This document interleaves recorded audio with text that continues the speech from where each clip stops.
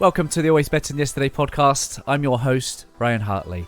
This podcast exists to equip and inspire your heart-centered leadership. Every week, we bring interviews with some of the greatest heart sets and mindsets on the planet.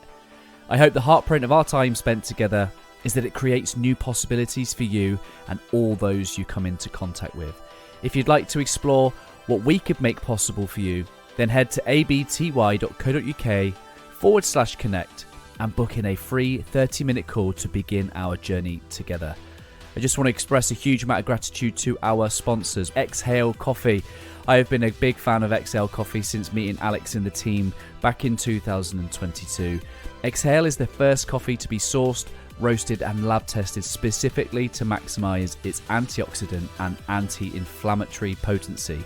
An independent lab test has shown that 1 cup of Exhale Coffee has the same antioxidant power as 1.8 kilos of blueberries or 55 oranges. I'm a huge fan, and Mrs. H loves the decaf, especially because she knows that Exhale use the mountain water decaffeination process, which uses only pure glacial water from the highest mountain in Mexico and no nasty chemicals. Simply head to exhalecoffee.com/ABTY for your special offer. And lastly, before I introduce this week's guest, please do subscribe to the channel if you haven't already. It would really help us leave a greater heartprint on this world. On episode 278, I'm joined by Jennifer Mann and Karden Rabin, the co-authors of The Secret Language of the Body. If you are familiar with Bessel van der Kolk's work, The Body Keeps the Score, this book is described as the how-to playbook. It's all about regulating your nervous system, healing your body, and freeing your mind. This revolutionary body first guide is going to help you regulate your nervous system, cure long-term pain, and heal from trauma for good. Jennifer and Karden have been gracious in gifting you access to their nervous system practice pack, which you can find the link in the show notes. And here we go, it's episode 278 with Jennifer Mann and Karden Rabin. Jen, Karden, welcome to Always Better Than Yesterday podcast. How are you, my friends? We're doing good, Ryan. Thanks for having us. Thanks so much. So good to see you. I think for the benefit of the listener, we have almost just had a podcast worthy conversation before we push record. Like, we are buzzing right now. It's really good. So I'm really looking forward to having this conversation about your incredible book, The Secret Language of the Body. But instead of diving straight into the book, I want to get to know you as people. Where are we going to start with, my friends? I'll take the first dance this time, I suppose. So I'm clocking in from Massachusetts. I live in a place called the Berkshires, which is beautiful country outside of both New York City and Boston. And how did I get into the secret language of the body? I got into the secret language of the body to get myself out of pain. I've been a body worker since college, so for going on 19 years now. And I loved body work. I loved the body. I loved functional movement. I loved helping people get out of pain, including myself. And the irony, in a nutshell, of my career is that I was getting ever better at the structural and functional side of body work and pain management and pain resolution. Yet very annoyingly, even if I did everything right or the client did everything right, often, or at least statistically often enough, people were still hurting. Their back was still bothering them. Despite having cores made of adamantium and great posture and great strides, etc. And even those crazy people who actually did the stretches I told them to do, right? Those awful compliant people. And they still were in pain. And so it's part of my design to be like, I need to get to the bottom of this. I need to see the physics of this. The inconsistency is not fair. And so I would always go more in that structural functional direction. And it would always get a little better, but it never got all right. And the whole time, my low back pain, which I was throwing the whole holistic and neuromuscular and functional kitchen sink at, every time it went out, every couple of months got way worse. Way worse. Absolute agony in my low back. electrical storms of pain from my groin down into my legs. And besides it being really scary and impacting my life, it was like humiliating. I'm a pro, right? I have a practice. I have a reputation. I'm in pain. You can't know that. The fact that I'm doing all my stuff and just barely holding it at bay. Oh, Jesus, right? And it was while I was on the cusp of entertaining orthopedic surgeons, because me and my osteopath and all my rest of my caregivers couldn't figure out what was going on. I was on Long Island teaching the anatomy and physiology component of a yoga teacher training. So again, it's like two-faced life. I'm the expert that's going to teach you how your body works, bruh. All right. And during every intermission, I'm going to lay on my back with my legs up the wall because I am dealing with shards of pain throughout my body, right? And this is where, you know, fate and the angels, the magic of life came in. And I have it right there on my bookshelf. I'll grab it. I love to. On the bookshelf of the studio owner's house was this book, Healing Back Pain by Dr. John Sarno. I don't know if you guys just coincidentally put there, of course. Just coincident, and not even like this. It was like this. Okay, let's be clear. This is the thickness of a thumb. Okay, among dozens of other books that she had never read. I promise you. Right? These things were these were the placeholders of the books we're supposed to own. Shelf development, I call that. Shelf development. That's right. And my favorite thing about this story is that I looked at that, and I gave a galaxy-sized eye roll to the book title, Healing Back Pain. What kind of bogus little book is this going to be? Yeah. And what could it possibly teach me? Well, it saved my life. And so that book is the first time I was introduced to the ideas that psychological and emotional components are primary drivers of pain. And not only that, within about 1 week of reading that book, I had the most substantial and sustained improvement in my back pain that I'd had in a decade from reading a book. Right? What? That's wild. And so there I'd finally arrived now in this new realm of physics and understanding. And that was almost 10 years ago now.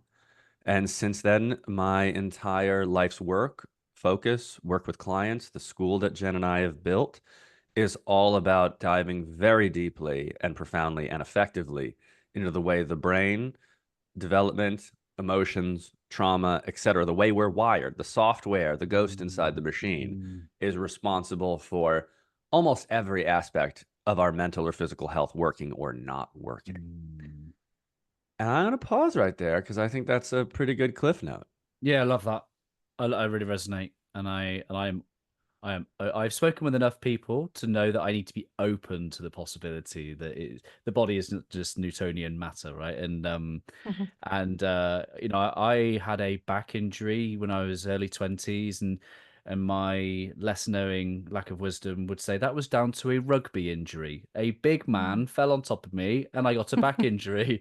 And I've since thought about this concept, and I can absolutely see how it's possible that stress particularly will have played a role in the flare up, shall we say, of the sciatica and all those lovely things, which, even a flare up over the recent couple of weeks, I'm like, if I expand my awareness, I think I know what's going on here. Like having music to my ears, Ryan. You just hit a bunch of bells. One is I will literally refer people, like, depending on what injury they have, I'll be like, this guy, he's my favorite Newtonian body worker. I'll literally use that language, meaning he's an extraordinary mechanic, and I love them and they're important. But when we're having chronic pain or flare-ups from an injury that, by the way, folks, when you get injured, your body heals. It does that on its own magically, right?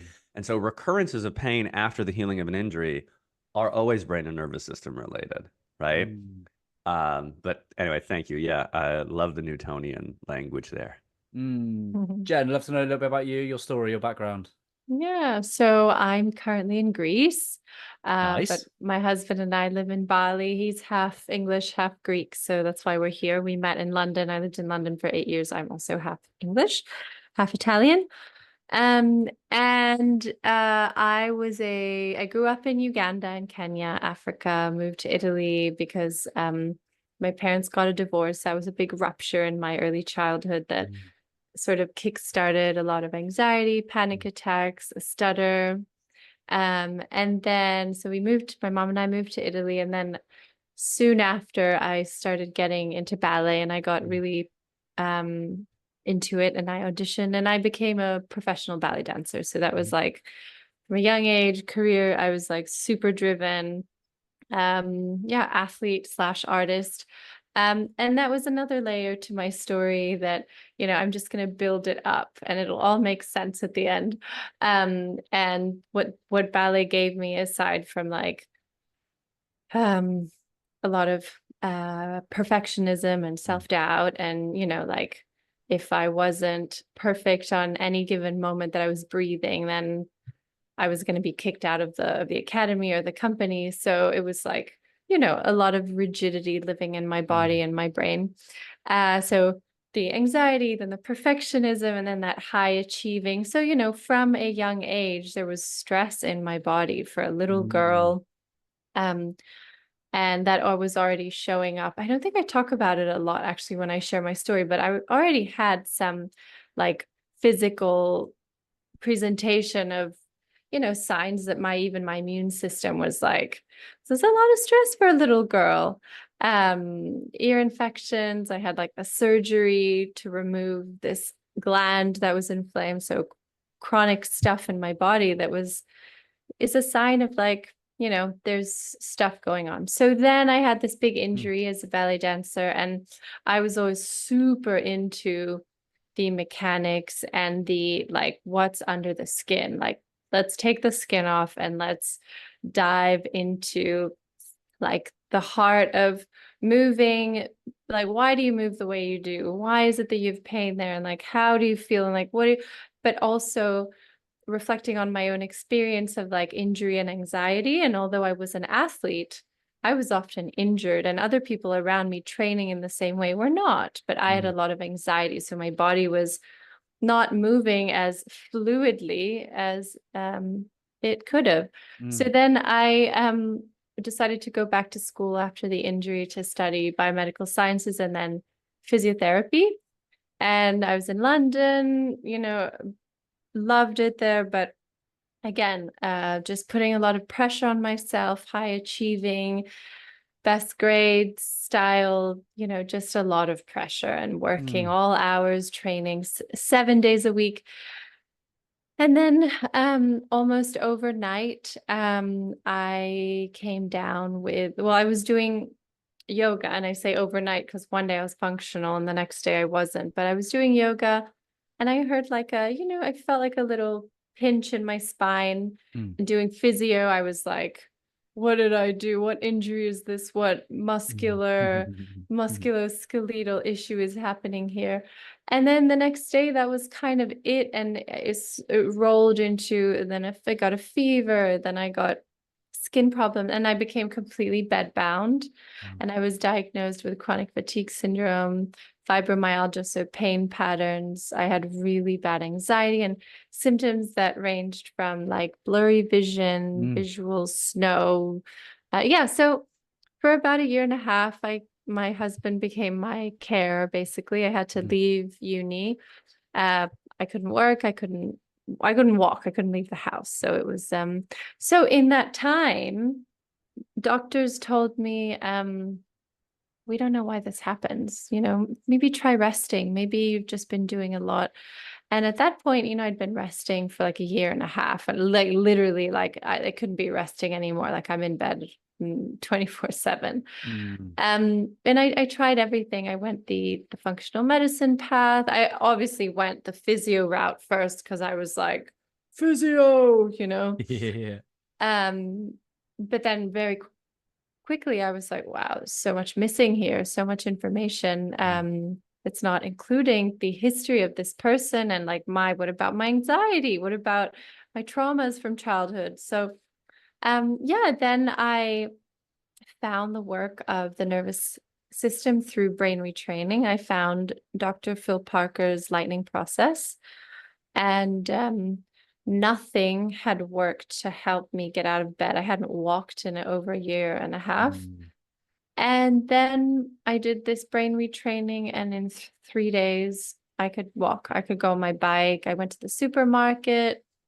I wasn't fully recovered yet, but like that was enough to help me understand, like, okay, everything's going to be okay. And wow, the medical community knows nothing about this. And I'm going to leave physio because I don't feel aligned with it anymore. And I went back after I recovered on a placement, and I love how serendipitous this was, but my clinical lead had long COVID.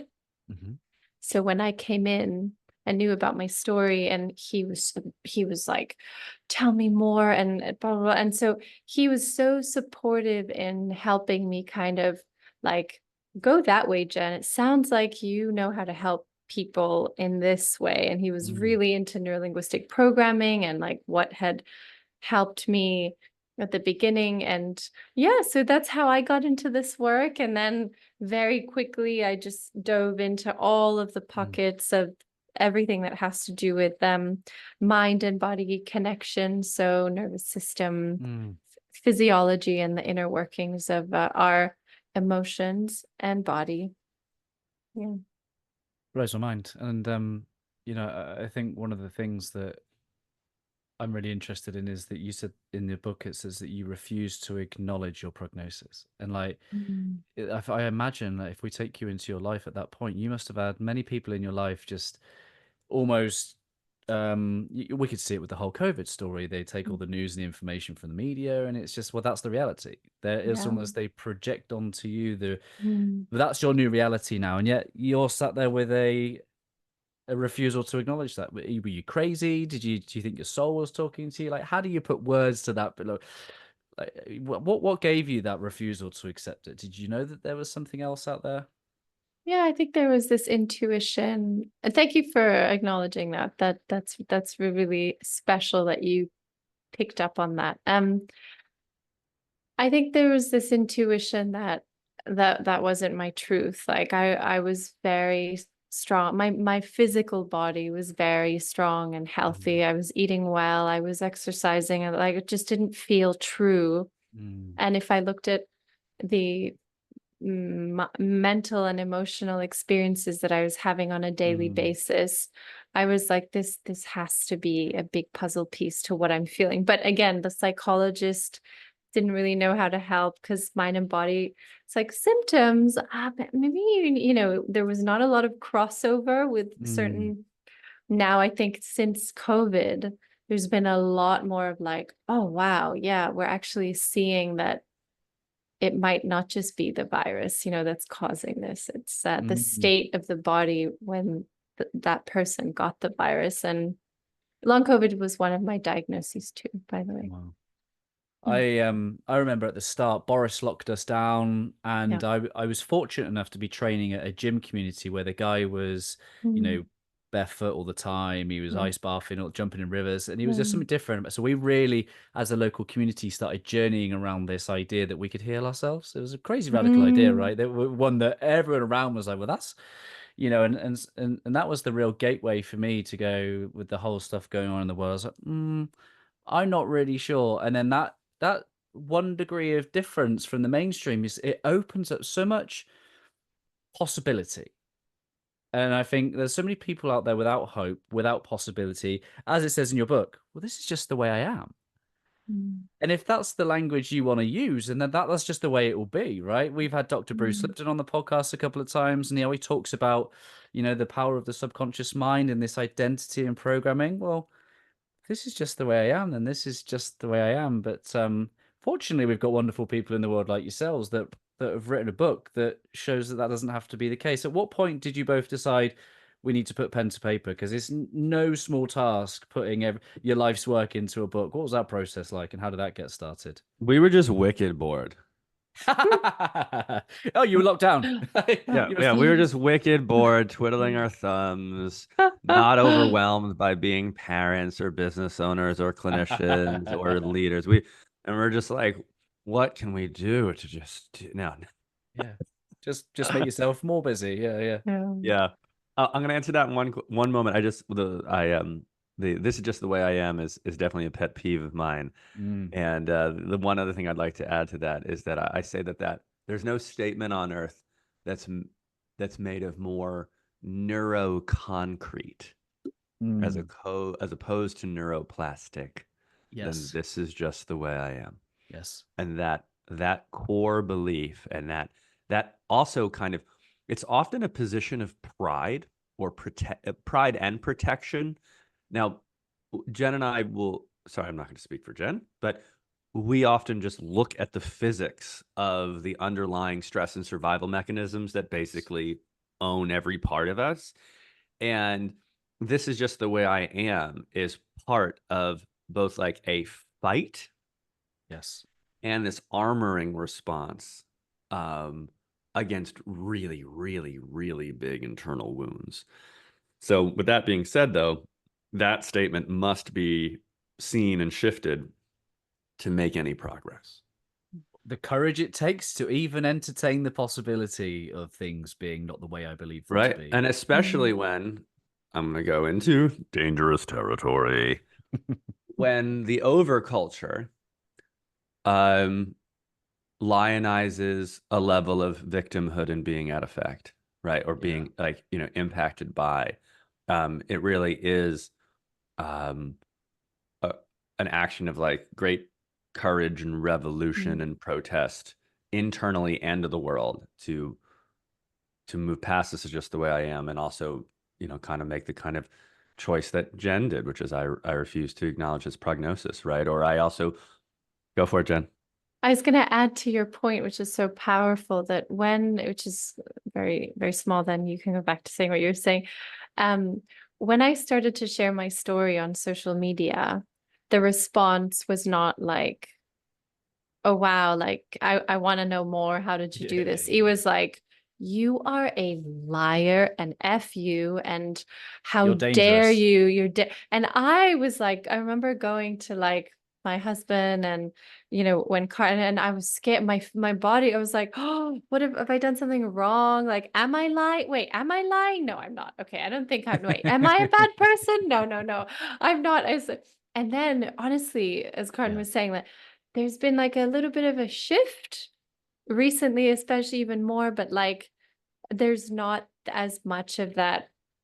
No, like, let's advocate for the way we are, because, and the reason why we get stuck there is because truly there's no validation for change. Like, all the doctors are like, this is what your prognosis is. And so that victim identity, the illness identity, whether it's mind or body, it's like, it's your identity. And it's like, this is what I have to fight for. So yeah, I just wanted to add that because it sort of speaks to Karden's point, and it was so fascinating, and just other people's experience to see that response and like fighting for. But if you have chronic fatigue syndrome and you recovered, you're lying, because this is incurable. I just got to say, Jen, and also we have so many students that have healed, but one of them in particular, she was part of a documentary on CFS in Germany. She took our program and healed. And then when the documentary was returning to speak to the subjects, they refused to involve her in the second part of the documentary because she's the only one who got better. Yes. And that was going to, it was going to, it was her getting better was going to throw shade. It's such an inconvenience of you. Yeah. How dare you mess with it? and she wrote us this, and because of that, she is now it's determined she's going to start sharing her voice and have a podcast in Germany, because she saw how that moment was manipulated. 100%. It's a real fascinating thing. That's wild. That's wild. As a content, as a community leader, and we share these podcasts, one of I came to the world with wounds that I didn't really know were playing out within my actions and decisions. And it's funny how when you start sharing things, everything you share becomes an opportunity to relive those wounds. So for me, every piece of content became another opportunity for people to misunderstand my heart, to reject me, and to abandon me. Imagine that. And when people disagreed with me, it was like, yeah. And and it's funny, if only we all kind of understood what's really going on in our own. I interviewed Dr. Gary Chapman, and my audience would have heard me say this a number of times. He wrote the 5 love languages, and on the final page of his book it says, for all the love we don't receive as children, we become adults that seek that in the world. It was just like, oh no, that's what I'm doing. And I've found some wisdom in a 2,000-year-old book, which is saying that those with ears, let them hear. And the wisdom I now have is that I just got to share and just trust that those with ears will hear. And when you said about that person who had the long COVID, who was, giving you advice, guy, when we start to show up with the character of the people that we've become, and we've learned it, like you were saying earlier, Karden, is we've learned to embody this stuff, not just intellectually. Heart-centered leadership is my label. What happens when I don't show that in my home? The greatest level of accountability is given to me. So when we learn to like deepen these principles and have it as part of who we are, like not just what we know, but like how we are being and living, that's when I think people give us the authority to speak into their lives. But until then, those with ears, let them hear. Amen. I love that. It's fascinating. I honestly, like, 25-year-old version of me was just so desperate to make an impact, but there's such a fragile goose. The title of the book, The Secret Language of the Body. I could go anywhere with this, but I want to know why the word secret. Why is it secret? Well, first of all, Jen came up with the title of our book, and she did a magical job with it. But the reason why, secret has 2 meanings in this case. The first is the more obvious one, which is we are a culture that has abandoned sensation, emotion, body posture, and behavior. We have abandoned the sensory rich, amazing world of the chin down in favor of living in the attic of our minds, which is a realm primarily of words and maybe some visualizations and fantasies and those kinds of things. But it's definitely the difference between living a life and watching a movie of a life. And the reason why we call it the secret language of the body is that a lot of people who come to this work, they don't even know there's something else to feel. They don't know that their body is communicating the vast majority of the experience that their brain and nervous system is having. They don't even know it because culture, pain, stress, trauma, capitalism, I could go on. Being pulled out of nature, all of these things have atrophied this really holistic experience of being a human animal. And so that's why it's secret. And until you can attune and go back to this language, you are SOL. Like, we didn't use this in the book, but one of the first analogies we came up with when we were trying to describe this difference was, imagine that we're on like a sailing ship from the 17th century, but the only part of the fucking ship you knew existed was the crow's nest, right? And you were fucking baffled about why you couldn't get this ship to go left or right, why sometimes it was smooth and you were comfortable up there, and while other times you were almost getting tossed out of that crow's nest. It's madness, right? But that's most people's experience. That's the first reason why it's secret. But the second reason is it's almost poking fun of it. This isn't secret. This is the native first language of your existence. Sure. Right? In fact, it's what composed you from conception through really to, and then even then, language is so minimally important through so much of development. And so this is a return to, it's not a secret at all, to this implicit, native, birthright language of your existence. It might be secret because the Rockefellers have got rid of. That might be a whole different path of conversation. Yeah, it's all quackery. It's all quackery.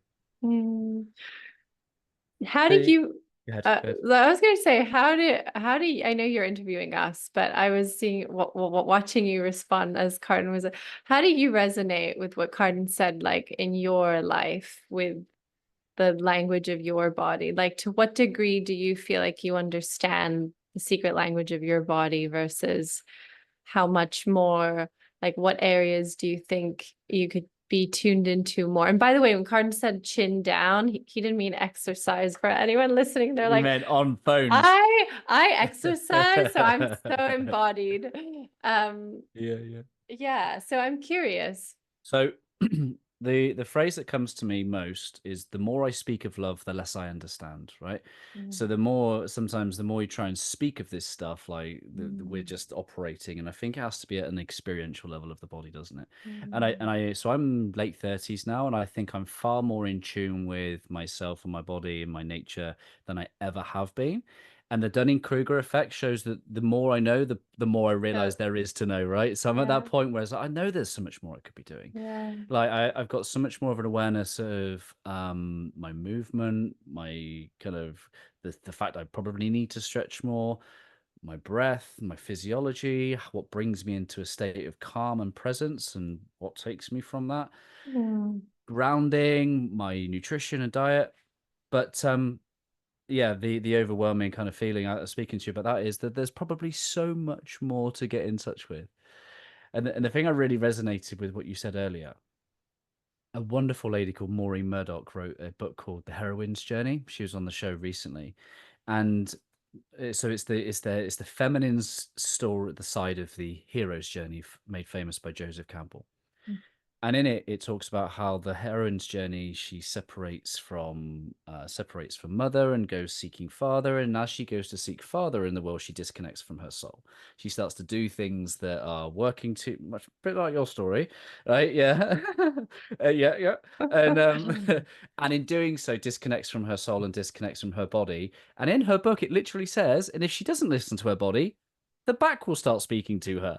And it was like a really wonderful way, because she's talking about mythology. She's not talking like science and medicine and medical. She's talking mythology. And it's funny how that's just a universal story, that if we don't listen to our body will start speaking to us. Our job is to listen. And I think that's one of the wonderful things that are at the very end of your closure of your book, Karden. This is it: make listening a part of your life. I think it's you, Karden, that wrote that. Make listening a part of your life. And that's so fascinating how we've lost the art of listening. I just want to say that we have quotes, as you know, at the beginning of every chapter that are from people we admire, in addition to the places where we quoted ourselves. But this one, I love. It's just, I have to land it right now. This is by Hermann Hesse, who wrote Siddhartha. I have been and still am a seeker, but I have ceased to question stars and books. I have begun to listen to the teaching my blood whispers to me. No problem. And I have no idea what question you asked, so can you ask it again? The conviction to make listening a part of our lives. Oh, yeah.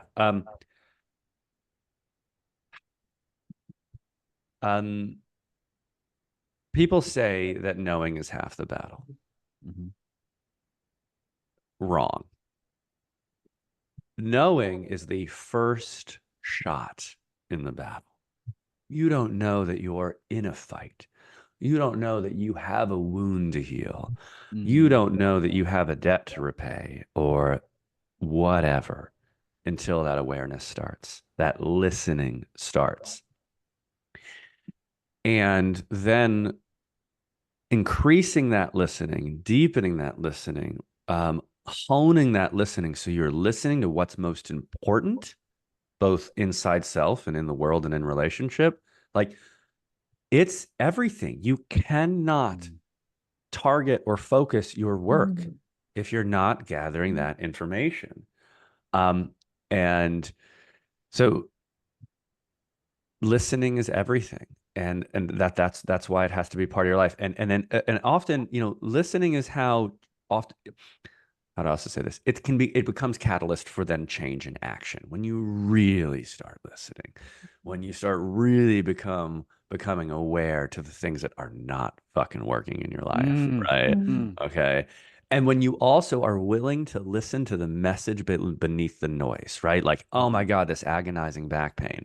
You also have to learn to peer deeper. What's beneath this? What's the listening that needs to happen under here?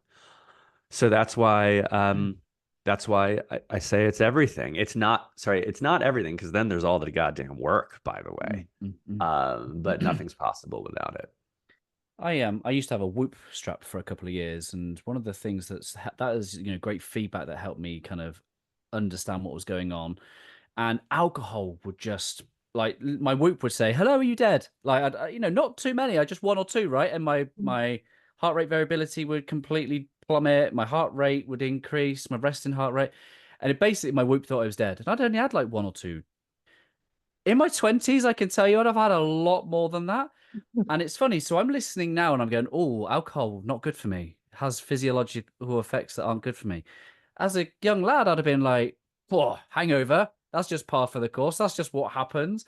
And there's so many things that we just do as part of life where our body's saying, not good. Ouch.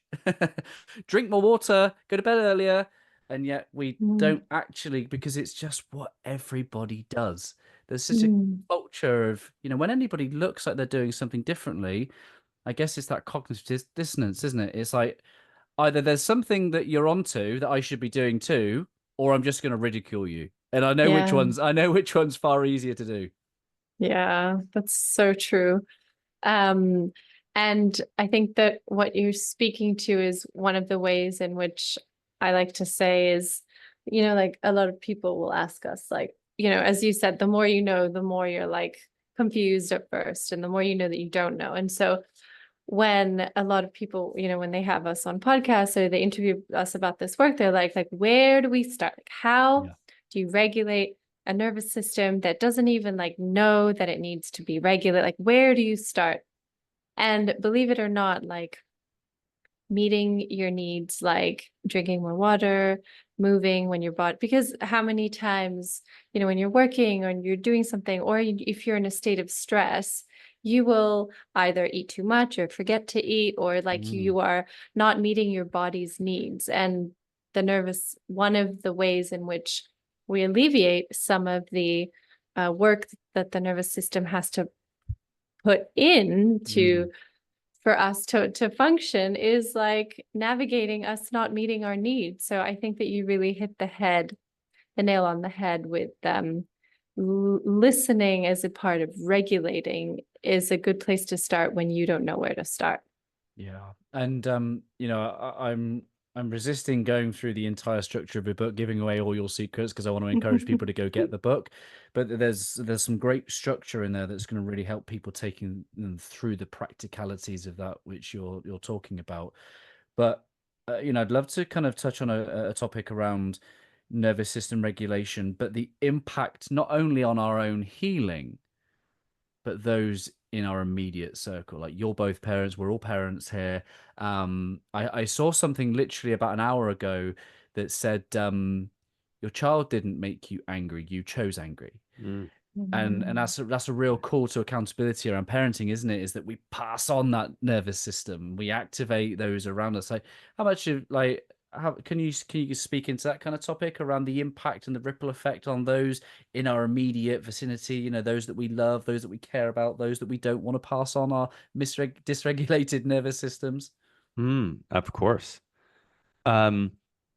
We get asked, or I get, but we get asked, and then this is my response. We'll get asked, like, tips to help regulate your child during a tantrum. All right. Because it's their fault. It's their problem. Correct. And also it's just, it's the how the media wants to write articles. And Yeah. I'm the guy, and Jen is so much more generous with this stuff and like so much more practically helpful.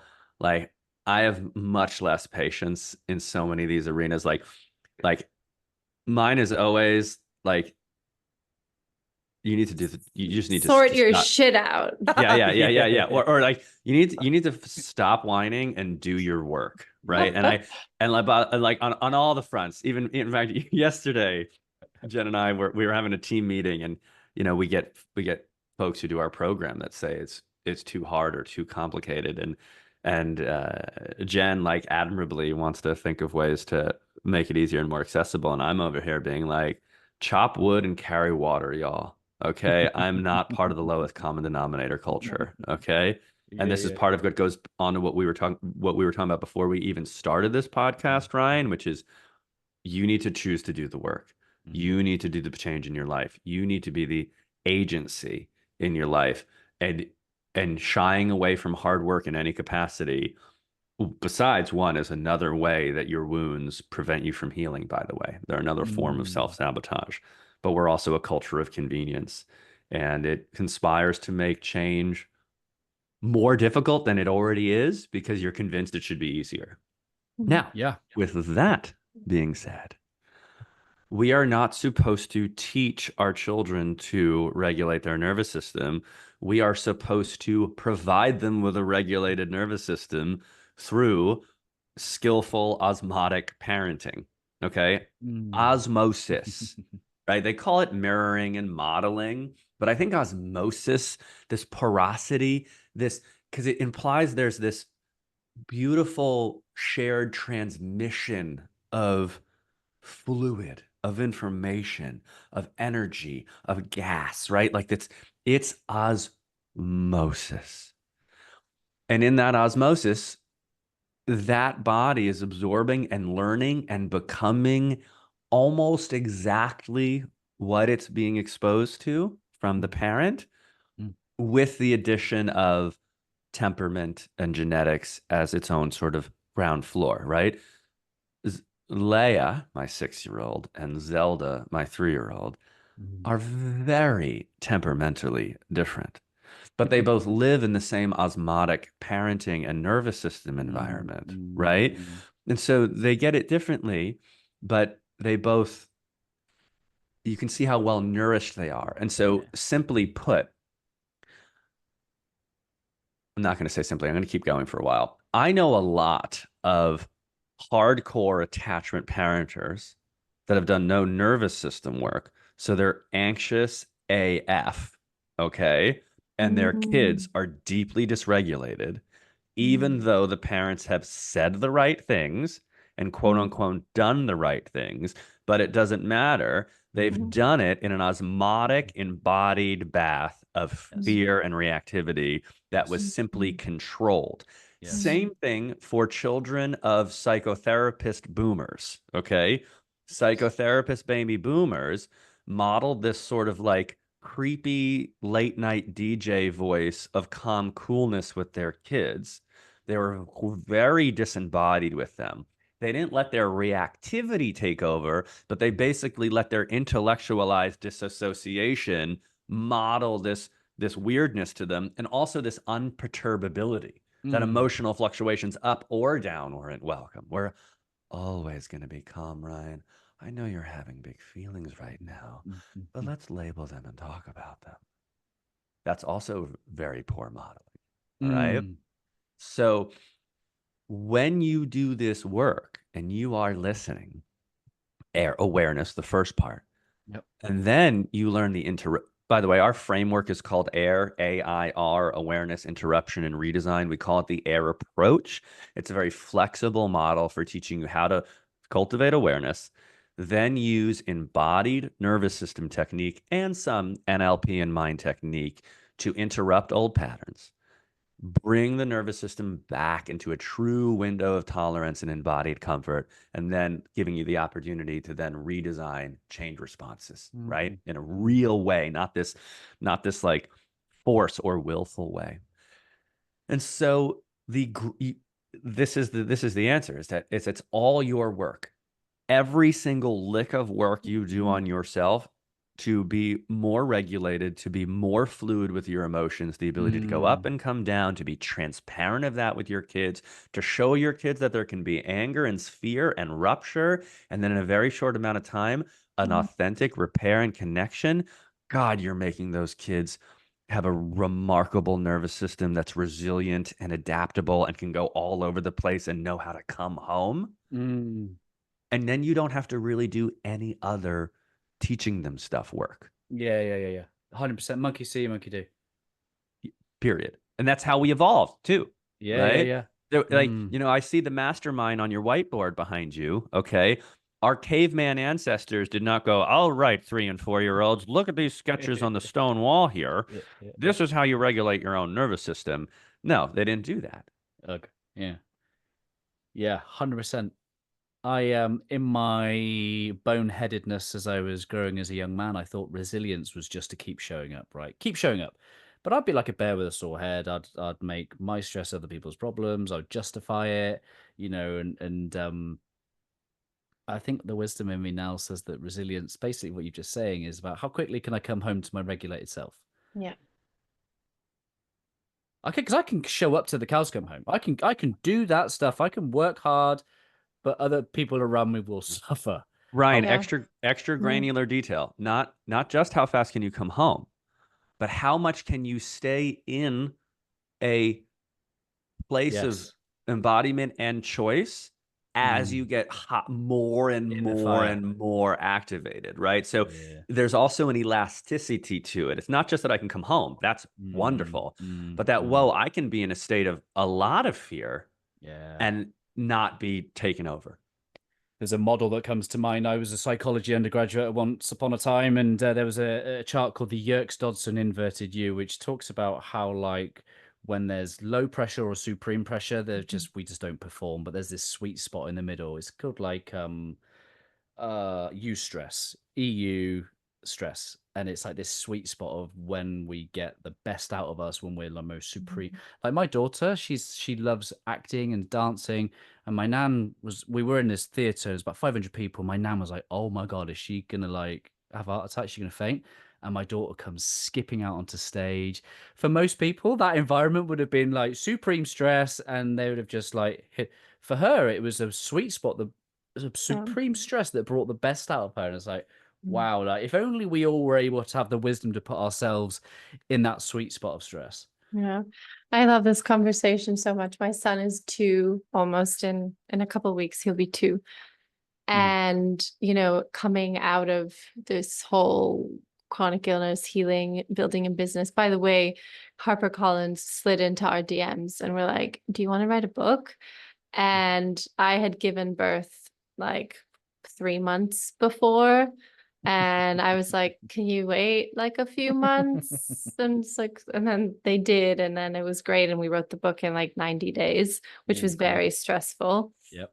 And I am, gentle parent, attachment, like very, very committed. I have strong boundaries around non-negotiables, the times that I want to be there for my son, breastfeed, and I'm sort of thinking now about like the feminine side of like, I'm a business owner, a healer, a leader in social media.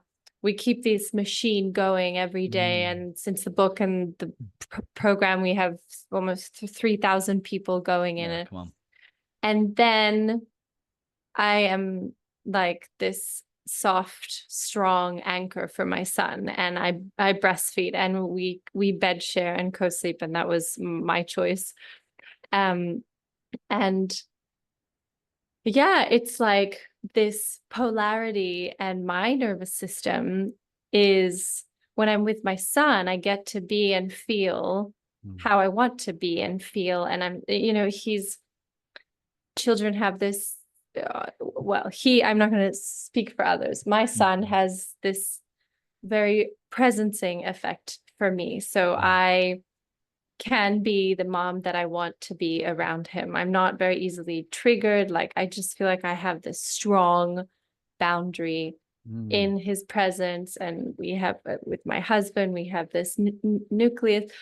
But then there's the switch, and I have to have an intense meeting with Karden, and we have conflict, and then there's a meeting, and then we have an interview, then we have another one, and then we have to soften and help people heal and tend to people's traumas and wounds. And my nervous system, you know, one of the transitions in the last 2 years has gone from like sort of, you know, like this understanding of being in a certain way within my career and life and myself. And then my son was born, and it was like how to be like that with my son and be this model to him. Like Karden was saying, like, I feel comfortable having an argument or a disagreement in front of him with my husband. And one of our favorite things, my husband and I, is touch. We will often, like, even while we're upset, like I'll put my hand on his leg or his shoulder.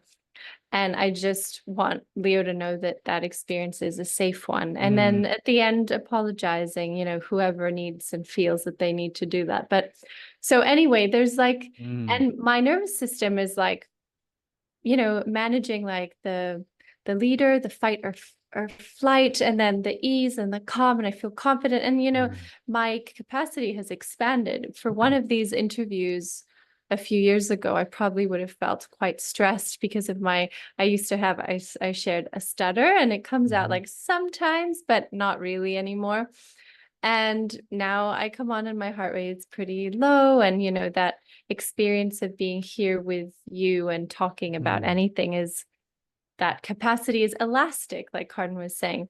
So yeah, I think that on the feminine, like mom side of, now that Leo is young, that when it's easier it has been easier for me to move out of my window of tolerance with the lack of sleep, with the breastfeeding, and being that, you know, it takes energy to have boundaries in your house. It's so much easier to let your kids watch on the screens. I see like 1-year-olds on their screens here, and I'm not judging by any means, by all means, like, but it takes a lot of energy to do things in a certain way. Like Leo hates brushing his teeth, and like he's 2, but like, how do I, you know, it takes a lot of energy for him to help him move through the, you know, the discomfort of, you have to do this every morning and every evening. I love that. So it's I think what you've just explained really nicely is Patrick Lencioni, who talks about leadership in a leadership setting, says that good teams are not with an absence of conflict. Good teams grow through their conflict. They use that conflict to get tighter and closer. And I think the symbol from your lips to God's ears, Ryan. I hope so. Yeah. Well, if the intent's there, right? If the heart and the intent, and I think that touch is a symbology of saying our bond is not broken, but I've got something to tell you. I love you, and in loving you, I earn the right to challenge you.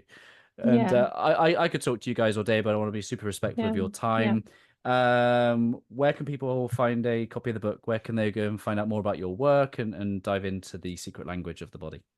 One of my favorite phrases to say in the world is, you can find our book wherever books are sold, major booksellers across the world. And so Amazon, Barnes and Nobles, whatever. We have Jen and I also recorded the audiobook, which is on Audible and other platforms. We're also very pleased to announce that by late 2025, it should be in German, Russian, Spanish, Czech, and hold on. What's that 5th one? I'm forgetting 2. Right? Czech, Russian, Spanish, German, Dutch. Dutch. Yay. Okay. To all our Dutch listeners, you are welcome. And so the Dutchies love our work, and yes. the Germans too, which is amazing. Powerful, so powerful. And then the next, the next best place is at Karden Rabin or at I am Jen Mann on Instagram. So we're always there. It's our global community. And then for the deeper dive, because we didn't really touch on this at all, but both Jen and I got into this work to get ourselves out of, in Jen's case, a year and a half of bedbound chronic illness with a prognosis of you're fucked, to me and such bad low back chronic pain moving towards surgery. And we have our Heal program, which is a true soup to nuts, top down, bottom up course that teaches you how to master your nervous system and heal yourself from very bad things. So that's at somiainternational.com. And then the other place is when we're back on your show, dude. Yeah, we're doing it. Yeah, we're doing it. There's definitely a second conversation. 1 hour was simply not enough to get beyond the surface level of this. Oh, I've absolutely loved the conversation. It's certainly not been surface level, but we haven't even scratched the surface of your incredible work. I have a word here I always spoke yesterday. It's called Heartprint, and the word really symbolizes the ripple effect, the legacy, the lasting difference and change we make in the lives of other people. And I don't know whether you want to respond individually or collectively, but I'd love to know what you hope the heartprint of your work will be.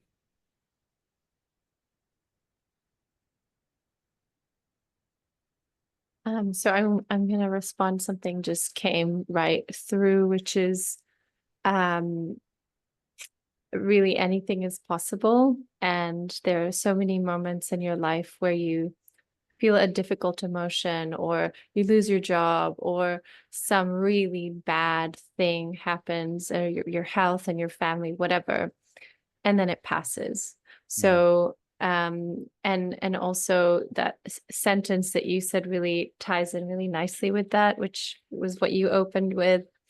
This book won't heal you, you will. It's like change happens when you change things. And so the power is lies in you, inside you, and you have more power than you'll ever know. Yeah. Thank you for that. Karden, do you have anything to add to that? I do.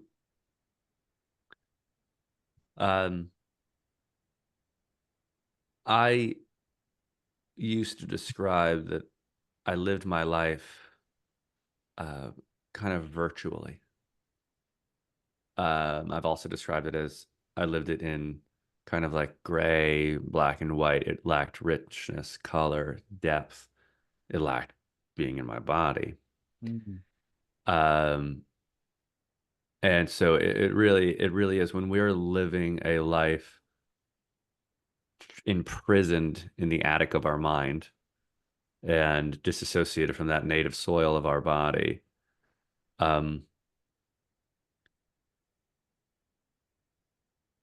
It's funny, it's become so normalized, but that's not living. It is not living. And so speaking of Heartprint, like you can't even be in your Heartprint if you don't know the way back into the felt experience of your body. And in fact, my wish for most people is that their felt experience replaces their thought experience as their primary North Star and guide, compass, and place where they come to life from. And I've never really thought about it this way because again, the book was meant to be written as the practical how-to manual to move on from. You've read Bessel van der Kolk's The Body Keeps the Score. You've read Gabor Mate's books. You've read the books that are revelatory, but now you actually need a field guide. We wrote the field guide. Hell yeah. And the first job of the field guide is to help you get better because you're in pain and suffering and in disease and forget inhabiting the body. You just need the storm to stop. But afterwards, the real goal, the real purpose of it all is to then inhabit that sea. And that's what I hope the heartprint of our book is. Oh, healing is possible. Yeah. Thank you for being the living embodiment of that frequency. I appreciate you both. Thank you so much for all the work that you're putting out into the world. I'll put all the links in the show notes, and I'd be honored if either one of you or both of you would like to share a final thought before we depart.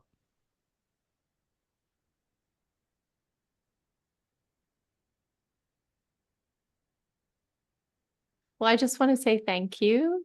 Thank you for the energy that you bring in this space, and for the openness, and for your knowledge. And I would say that, you have shared your gratitude for us being here, but I think you've inspired us as well. So thank you for that. Thank you. Yeah. Very kind of you. The first thing that came to mind is Sean Connery says this in the movie The Rock to Nicolas Cage. He goes, "You must never hesitate." And I think that speaks to like, whatever action you can take, do it now. Do it now. So that's an invitation. As soon as you push pause until the end of this podcast, is just to capture that thought, write it down, and do it now. Great final thought. My friends, thank you so much for your time. Thank you so much for your hard work, and I look forward to our next conversation. Thank you, Ryan. Hey, my friends, thank you for making it to the end. I hope that our time spent together today has left you a little bit better than before you push play. I'd really appreciate if you just took a moment to leave a review to allow me to meet more people where they are, and hopefully leave them a little bit better too. If you're curious to know how I, through Always Better Than Yesterday, can serve you, your team, your organisation, then head to alwaysbetterthanyesterday.com to connect. And while you're there, let me know 1 or 2 things that you're going to do as a result of listening to this conversation. I absolutely love hearing your thoughts, your reflections, and the things that this spark in your own heart and mind.